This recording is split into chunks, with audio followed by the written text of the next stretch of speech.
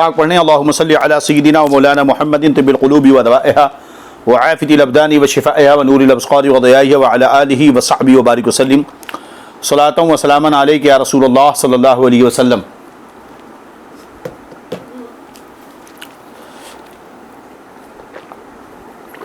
नहमदुहु व नुसल्ली अला रसूलिहिल करीम अम्मा बअद फ़अऊज़ु बिल्लाहि मिनश शैतानिर रजीम बिस्मिल्लाहिर रहमानिर रहीम। ذکر فإن الذکر تنفع المؤمنین وقال تعالی فی موضع آخر فاسألوا اہل الذکر ان کنتم لا تعلمون۔ صدق اللہ مولانا العظیم وصدق رسولہ النبی الامین الکریم ونحن علی ذلک لمن الشاہدین والشاکرین والحمد للہ رب العالمین۔ اصلاح عقیدہ و اعمال اور تذکرہ انبیاء علیہم السلام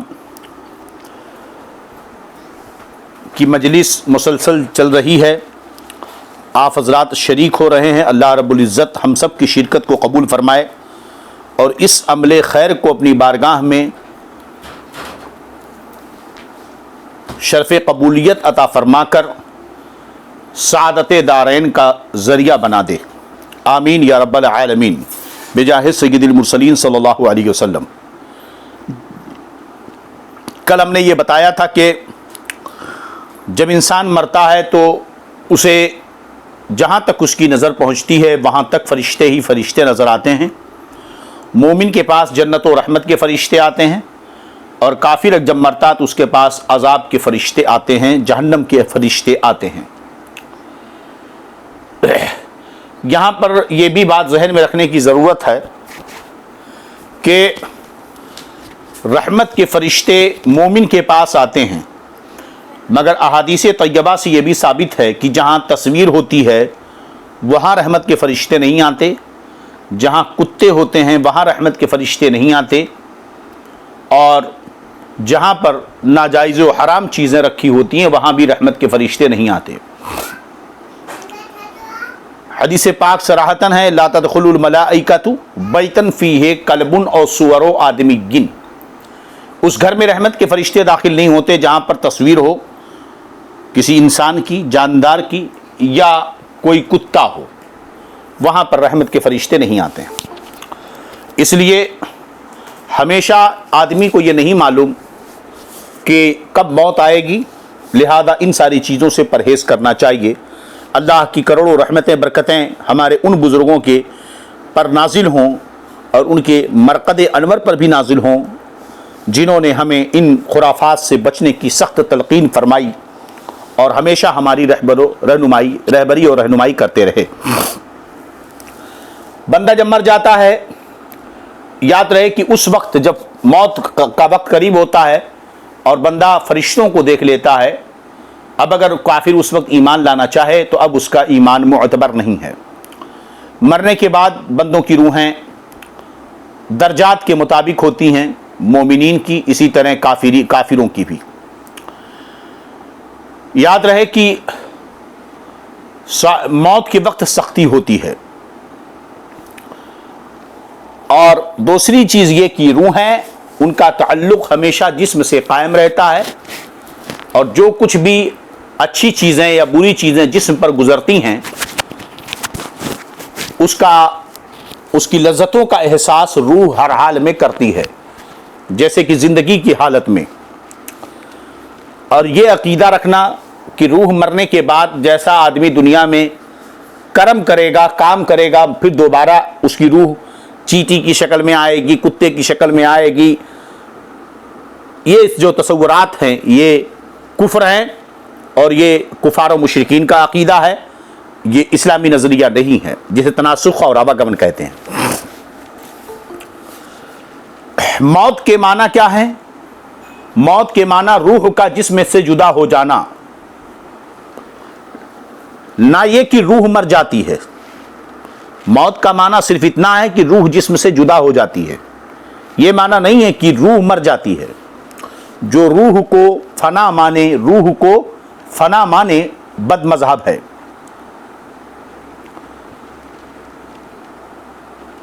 لہذا یہ عقیدہ رکھنا ہوگا کہ روح فنا نہیں ہوتی ہے۔ اسی لیے کہا گیا کہ لوگ جب مرتے ہیں صرف یہ ہوتا ہے کہ ایک دار سے دوسری جانب منتقل ہوتے ہیں وہ، یعنی دار دنیا سے دار آخرت کی طرف، دنیا کے گھر سے آخرت کے گھر کی طرف انتقال ہوتا ہے۔ اور یہ کہ عقیدہ رکھنا ہے کہ مردہ کلام بھی کرتا ہے اور اس کے کلام کو عوام جن اور انسان کے سوا تمام حیوانات وغیرہ سنتے بھی ہیں، سب کے سب انسان اور جن نہیں سنتے، اس کے علاوہ تمام حیوانات سنتے ہیں۔ چنانچہ حضرت سیدنا ابو سعید خدری رضی اللہ تعالیٰ عنہ سے حدیث پاک مروی ہے کہ رسول اللہ صلی اللہ علیہ وسلم ارشاد فرماتے ہیں اذا وضعت الجنازۃ فاحتملها الرجل على اعناقهم فإن كانت صالحة قالت قدموني قدموني وإن كان غير صالحة وإن كانت غير صالحة قالت يا ويلها أين يذهبون بها يسمع صوتها كل شيء إلا الإنسان ولو سمعها الإنسان لصعق۔ آقا دو جہاں صلی اللہ علیہ وسلم ارشاد فرماتے ہیں جب جنازہ تیار ہو جاتا ہے اور اسے لوگ اٹھا کر اپنے کندھوں پر لے کے چلتے ہیں تو اگر وہ نیک بندہ ہوتا ہے تو کہتا ہے مجھے جلدی لے چلو، مجھے جلدی لے چلو۔ کیوں؟ اس لیے کہ آج پھولے نہ سمائیں گے کفن میں آسی، ہے شب گور میں اس گل سے ملاقات کی رات، ہے نا، قبر میں لہرائیں گے تا حشر چشم نور کے، جلوہ فرما ہوگی جب طلعت رسول اللہ کی۔ الموت جسر، موت ایک پل ہے جس کو پار کرنے کے بعد محبوب اپنے محب سے مل جایا کرتا ہے۔ جب بلال کا انتقال ہوا تو لوگ رونے لگے، گھر والے بولے یا ویلتا یا حسرتا، اور جب حضرت بلال کیا کہتے تھے، تم لوگ کیوں رو رہے ہو، کتنا اچھا موقع ہے کہ اب میں جا رہا ہوں قبر میں مصطفیٰ جان رحمت مجھ سے میری ملاقات ہوگی، ہے نا، میرے جنازے پہ رونے والو، فریب میں ہو بغور دیکھو مرا نہیں ہوں، غم نبی میں لباس ہستی بھی بدل دیا ہوں، ہے نا، ان کی طلعت کو دیکھا جان دی، قبر میں پہنچا تو دیکھا آپ ہیں۔ تو اور جب آدمی بدکار گنہگار ہوتا ہے، عاصی و پاپی ہوتا ہے، تو وہ یہ کہتا ہے ہائے افسوس ہائے افسوس، کہاں لے جا رہے ہو، کہاں لے جا رہے ہو۔ اس کی آواز کو انسان کے علاوہ ہر کوئی سنتا ہے، اگر انسان سن لے تو چیخنا پکارنا شروع کر دے گا۔ اس لیے سمجھدار انسان وہی ہے جو ہمیشہ اپنے موت کی تیاری کرے۔ میرے آقا فرماتے ہیں اکثروا ذکر حادم اللذات اے الموت، دنیاوی لذتوں کو دور کرنے والی چیز کو بہت زیادہ یاد کیا کرو، یعنی کہ موت۔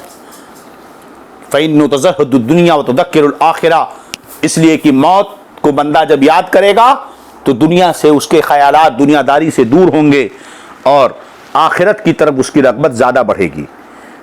چلیے، تو مردہ کلام بھی کرتا ہے اور اس کے کلام کو عوام جن اور انسان کے سوا تمام حیوانات وغیرہ سنتے بھی ہیں۔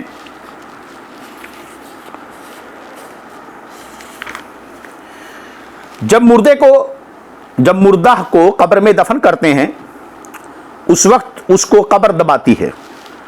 اگر وہ مسلمان ہے تو اس کا دبانا ایسے ہوتا ہے جیسے ماں پیار سے اپنے بچے کو زور سے چپٹا لیتی ہے۔ بھائی دیکھیں، وہی بلی جب چوہے کو پکڑتی ہے تو اس کے پکڑنے کا انداز کیا ہوتا ہے، اور وہی بلی جب اپنے بچے کو پکڑتی ہے تو اس کے پکڑنے کا انداز کیسا ہوتا ہے نا۔ اور اگر کافر ہے تو اس کو زور سے دباتی ہے کہ ادھر کی پسلیاں ادھر اور ادھر کی پسلیاں ادھر ہو جاتی ہیں۔ اللہ اکبر۔ اللہم انا نعوذ بک من عذاب القبر، اللہم انا نعوذ بک من عذاب القبر۔ ہمارے نبی صلی اللہ تعالی علیہ وسلم صحابہ کے ساتھ گزر رہے تھے اور اس کے بعد جانور سے اترے اور صحابہ سے کہا، قبر کو دیکھا، کہا اللہ کی بارگاہ میں عذاب قبر سے پناہ مانگو۔ 3 مرتبہ ہمارے نبی نے فرمایا اللہم انا نعوذ بک من عذاب القبر، اللہم انا نعوذ بک من عذاب القبر۔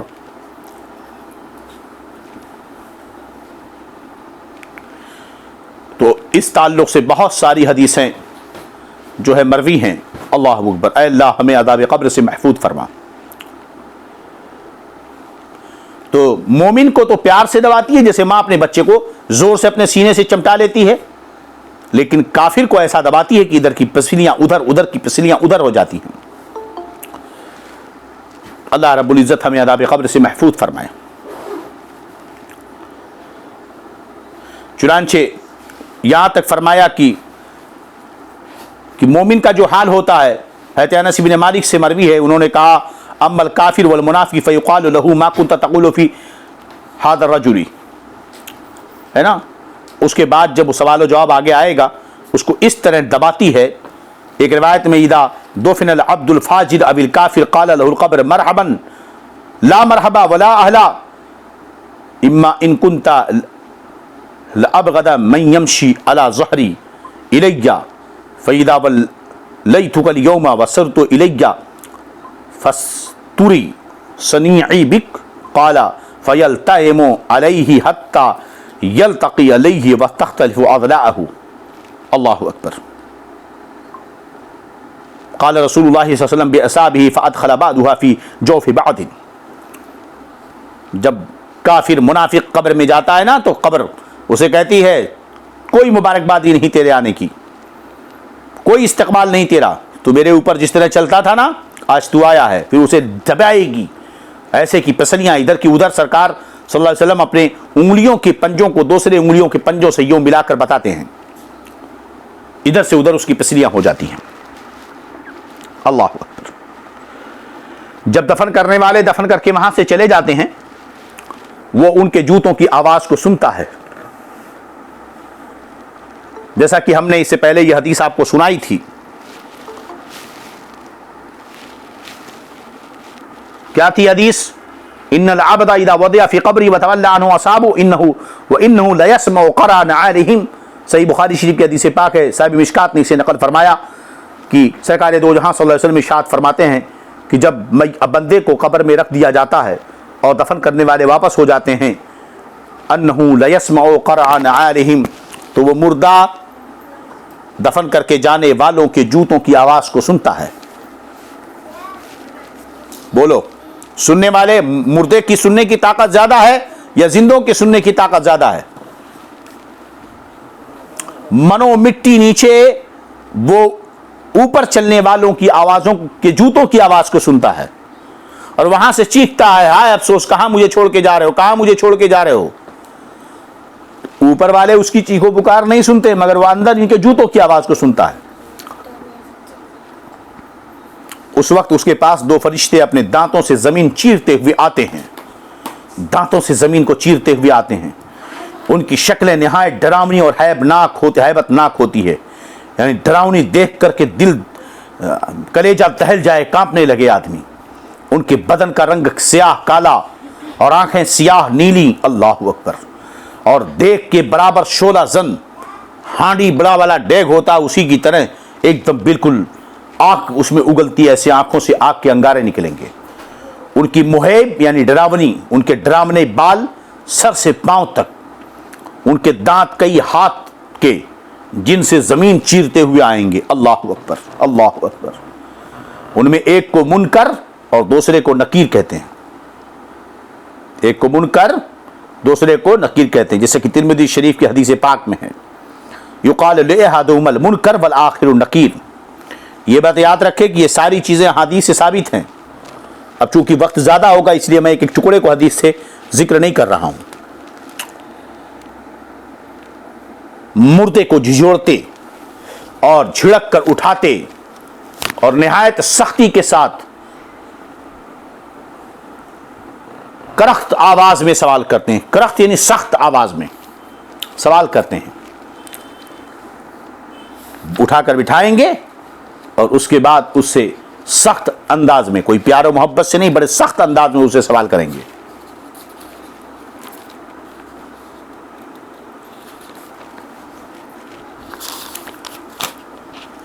پہلا سوال من ربک، تیرا رب کون؟ دوسرا سوال ما دینک، تیرا دین کون ہے؟ تیسرا سوال وما کنت تقول فی ھذا الرجل، ان کے بارے میں تو کیا کہتا ہے؟ مردہ مسلمان ہے تو پہلے سوال کا جواب دے گا ربی اللہ، میرا رب اللہ عز و جل ہے، دوسرے کا جواب دے گا دین الاسلام، میرا دین اسلام ہے. تیسرے کا جواب دے گا ہوا رسول اللہ صلی اللہ علیہ وسلم جاءنا بالبینات والہدی فاعجبناہ واتبعناہ. اب وہ فرشتے پوچھیں گے، وہ کہیں گے تجھے کس نے بتایا؟ کہے گا میں نے اللہ عز و جل کی کتاب پڑھی، اس پر ایمان لایا اور تصدیق کی. بعض روایتوں میں آیا ہے کہ سوال کا جواب پا کر کہیں گے ہمیں تو معلوم تھا کہ تو یہی کہے گا. جیسا کہ حدیث پاک میں یہ آیا ہے وَيَأْتِيهِ مَلِكَانِ فَيُجْلِسَانُهُ فَيَقُولَانِ مَنْ رَبُّكَ فَيَقُولُ رَبِّيَ اللَّهُ فَيَقُولَانِ مَا دِينُكَ فَيَقُولُ دِينِي الْإِسْلَامُ فَيَقُولَانِ لَهُ مَا هَذَا الرَّجُلُ الَّذِي بُعِثَ فِيكُمْ قَالَ فَيَقُولُ هُوَ رَسُولُ اللَّهِ صلی اللہ علیہ وسلم فَيَقُولَانِ مَا يُدْرِيكَ فَيَقُولُ قَرَأْتُ كِتَابَ اللَّهِ فَآمَنْتُ بِهِ وَصَدَّقْتُ. اس کے پاس دو فرشتے آئیں گے، اٹھا کے بٹھائیں گے، اس سے پوچھیں گے تیرا رب کون؟ تو کہے گا میرا رب اللہ. پھر وہ کہیں گے تیرا دین کون؟ وہ کہے گا میرا دین اسلام. پھر وہ کہیں گے ان کے بارے میں کیا کہتا ہے، اس مرد کے بارے میں جو تمہارے بیچ میں بھیجے گئے؟ تو کہے گا کہ وہ اللہ کے رسول صلی اللہ علیہ وسلم ہیں. تو دونوں فرشتے کہیں گے تم کو کیسے معلوم؟ تو کہے گا میں نے اللہ کی کتاب پڑھی، اس پر ایمان لایا اور میں نے اس کی تصدیق کی ہے. ابو دوا ایک روایت میں یوں ہے فَيَقُولَانِ مَا كُنْتَ تَقُولُ فِي هَذَا الرَّجُلِ لِمُحَمَّدٍ صلی اللہ علیہ وسلم فَأَمَّا الْمُؤْمِنُ فَيَقُولُ أَشْهَدُ أَنَّ عَبْدُ اللَّهِ وَرَسُولُهُ. ایک روایت میں یہ ہے کہ فرشتے پوچھیں گے آپ اس مرد کے بارے میں یعنی محمد صلی اللہ علیہ وسلم کے بارے میں کیا کہتے ہو؟ رہا مومن تو کہے گا میں گواہی دیتا ہوں کہ وہ اللہ کے بندے اس کے رسول ہیں. ایک روایت میں یوں ہے فَيَقُولَانِ مَا كُنْتَ تَقُولُ فِي هَذَا الرَّجُلِ فَيَقُولُ مَا كَانَ يَقُولُ هُوَ عَبْدُ اللَّهِ وَرَسُولُهُ وَأَشْهَدُ أَن لَا إِلَهَ إِلَّا اللَّهُ وَأَنَّ مُحَمَّدًا عَبْدُهُ وَرَسُولُهُ فَيَقُولُونَ قَدْ كُنَّا نَعْلَمُ أَنَّكَ تَقُولُ هَذَا. ہم کو معلوم تھا تم ایسا ہی کہو گے. اللہ اکبر، ہے نا؟ تو مومن جو ہوگا ان سارے سوالوں کا جواب اس طرح پر دے گا. اب اس وقت مردے کی قبر سے لے کر مدینہ شریف تک تمام حجابات اٹھا دیے جائیں گے. تم ان کے بارے میں کیا کہتے ہو؟ اگر یہ کہو کہ روضے رسول دکھایا جائے گا تو ظالموں، روضے رسول کا دکھانا یعنی مردے کو مرنے کے بعد قبر رسول کی زیارت کے بغیر نجات نہیں. اور یہ کہتے ہو کہ نہیں قبر رسول کی زیارت نہیں، تو پھر ہادہ کا مطلب کیا ہوا؟ اس شخص کے بارے میں کیا کہتے ہو جو تمہارے پاس بھیجے گئے؟ ان کے بارے میں کیا کہتے ہو؟ محمد جن کا نام محمد ہے. ہمارا تو عقیدہ ہے کہ میرے آقا صلی اللہ علیہ وسلم قبر انور میں تشریف لائیں گے. جن کو محال لگے ہمارا عقیدہ ہے کہ مصطفیٰ قبروں میں تشریف لائیں گے. اسی لیے تو میرے رضا نے کہا کہ قبر کیا ہے؟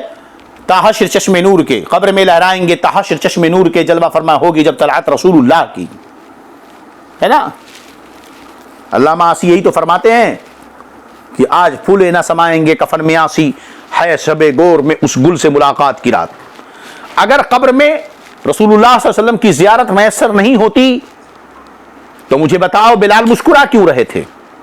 گھر والے رو رہے تھے، پھر بلال مسکرا کیوں رہے تھے اگر قبر میں مصطفیٰ کی زیارت نہیں ہوتی؟ بلال کا مسکرانا ہمیں عقیدہ دیتا ہے کہ قبر میں اس جانے جانا کو دیکھنا ہے، ان کی زیارت نصیب ہوگی. اللہم ارزقنا زیارت حبیبک محمد صلی اللہ علیہ وسلم. جب وہ جواب دے لے گا مومن مردہ، اس وقت آسمان سے ایک منادی ندا کرے گا اے میرے بندے، میرے بندے نے سچ کہا، اس کے لیے جنت کا بچھونا بچھاؤ اور جنت کا لباس پہناؤ، اس کے لیے جنت کی طرف سے ایک دروازہ کھول دو. جہنم کی نسیم اور خوشبو اس کے پاس آتی رہے گی. نسیم ایک دم سہانی سہانی خوشبو، ہوا کو کہتے ٹھنڈی ٹھنڈی جو صبح صبح بہتی ہے. جہاں تک نگاہ پھیلے گی وہاں تک اس کی قبر کو کشادہ کر دیا جائے گا. ان جاہلوں کو سوچنا چاہیے قبر کے معاملے کو دنیا کے معاملے پر، قبر کے معاملے کو دنیا کے معاملے پر غور نہیں کرنا چاہیے. قبر کا معاملہ الگ ہوتا ہے، دنیا کا معاملہ الگ ہوتا ہے. بتاؤ آپ کی قبرستان کتنے کلومیٹر لمبی چوڑی ہے؟ آپ کے گاؤں کی قبرستان کتنے کلومیٹر لمبی چوڑی ہے؟ آپ کے شہر کی قبرستان کا قبرستان کتنا لمبا چوڑا ہے؟ کتنے اسکوائر فٹ میں ہوگا؟ کتنے کلومیٹر کا ہوگا؟ ایک بندہ اندازاً اچھی نگاہ والا اگر وہ کھڑا ہو کر بے حجاب سامنے رکاوٹ نہ ہو تو دیکھے تو یقیناً وہ کم سے کم 1 کلومیٹر کی مسافت، 2 کلومیٹر 3 کلومیٹر تو دیکھ ہی سکتا ہے اتنی دور تک. ایک آدمی کی نظر 2-3 کلومیٹر جاتی ہے اگر سامنے رکاوٹ نہ ہو. حدیث شریف میں آتا ہے کہ جہاں تک اس کی نظر ہوگی وہاں تک اس کی قبر چوڑی کر دی جائے گی. تو آپ کے گاؤں کے قبرستان میں کتنے مردے رہیں گے؟ اگر ایک مردے کی قبر اتنی لمبی چوڑی تو بقیہ مردے کہاں گئے ہیں؟ بولو. اس لیے کہتے ہیں لیکن الوہابی قوم لا یعقلون، یہ وہابی ایک ایسی قوم ہے جسے عقل نہیں ہے ذرا سا بھی، بے عقل ہیں. عقل کے مارے خدا جب دین لیتا ہے تو عقلیں چھین لیتا ہے. اب ان کو تکلیف ہوتی ہے کہ قبر میں نبی کریم صلی اللہ علیہ وسلم زندہ ہیں، ان کی ازواج پیش کی جاتی ہیں، شباشی فرماتے ہیں. بھئی تمہارے بابا کا کیا جاتا ہے اس میں؟ امہات المومنین ہماری مائیں نبی کی بیویاں ہیں تو شوہر کے پاس بیویاں ہی تو پیش کی جائیں گی. پہلے یہ بحث ہو جائے کہ حیات انبیاء کا عقیدہ کیا ہے. اگر حیات انبیاء حق ہے اور یقیناً حق ہے، ہم اپنی بات کر رہے ہیں ان کے اعتبار سے کر رہے ہیں، ہمارا عقیدہ حق ہے، حیات دنیاوی حقیقی جسمانی ہے، روحانی معنوی نہیں ہے. جب ان کی قبروں میں زندگی حقیقی جسمانی دنیاوی ہے تو پھر ازواج کا پیش کیا جانا اس میں محال کیا ہے اور اس میں توہین کیا ہے؟ اگر ان بدتمیزوں کی بدتمیزیوں کی بات کی جائے تو بتائیے کیا ہوگا؟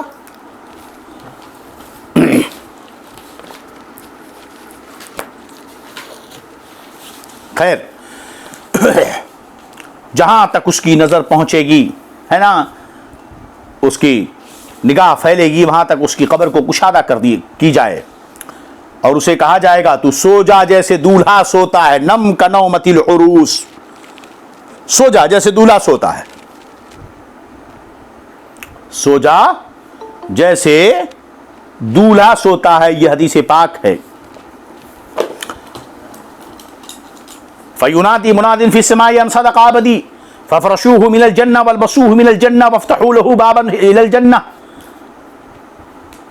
آسمان سے ایک منادی ندا دے گا، میرے بچے میرے بندے نے سچ کہا ہے، اس کے لیے جنت کا بستر لگاؤ، جنت کا لباس پہناؤ، جنت کا دروازہ کھولو. فَيَأْتِيهِ مِنْ رَوْحِهَا وَطِيبِهَا، اس کی خوشبو اور ہوائیں جنت کی آئیں گی. وَيَفْتَحُ لَهُ فِي قَبْرِهِ مُدَّةَ بَصْرِهِ وَيَفْسَحُ لَهُ فِي قَبْرِهِ مَدَّ بَصْرِهِ، جہاں تک اس کی نظر پہنچے گی اس کی قبر کو کشادہ کر دیا جائے گا. اس حدیث کو امام احمد بن حنبل نے اپنی مسند احمد بن حنبل میں نقل کیا ہے. اس کے بعد فرشتے کہیں گے نم کا نومت العروس. دلہن کو عربی میں عروس کہتے ہیں، دلہن کو عربی میں عروس کہتے ہیں. اسی لیے تو کرناٹکا میں آرس کہتے ہیں، آرس آروس جو بھی کہتے ہیں ہے نا، تو یہ آرس کرناٹکا میں تو عام بولی ہے آرس کی. تو کہتے ہیں سو جا جیسے کہ دلہا سوتا ہے. اب یہ خواص کے لیے عموماً ہے، یعنی ہر خاص بندہ جو اللہ کی بارگاہ کا مقرب ہے، خواص